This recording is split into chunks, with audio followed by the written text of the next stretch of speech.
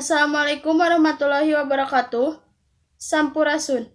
Wilujeng enjing pamirsa sadaya, tepang deui sareng simkuring Dewi Nuraini dina Warta TV. Pamirsa pecinta kuliner, ngobrolkeun ngeunaan kadaharan moal kantos seepna. Salah sahijina di Tasikmalaya aya kulineran street food di Jalan Oto Iskandar Dinata, Empang Sari, Kecamatan Tawang. Anu kasohor rupi-rupi kadahareunana.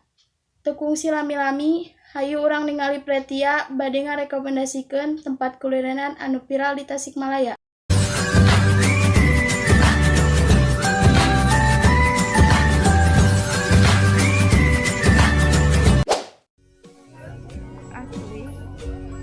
Suasana street food di Tasikmalaya nyaeta mambo.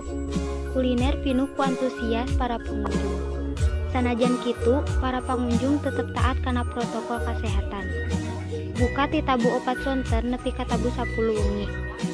Kaayaan sapanjang jalan Oto Iskandar Dinata eta pinuh ku tenda-tenda stand nu daragang jeung pacinta raragam kuliner. Mambo kuliner ngaayakeun sababaraha kulineran nu lumayan lengkepna.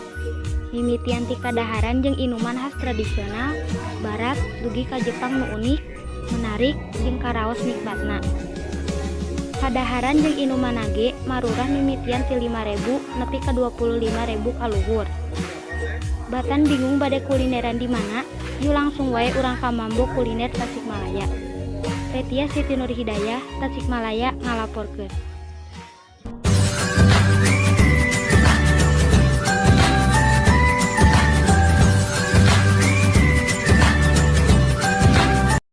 Pamirsa, mung sakitu wae simkuring Dewi Nuraini, saja amit mungkur, amit mundur. Wassalamualaikum warahmatullahi wabarakatuh. Jabar kahiji.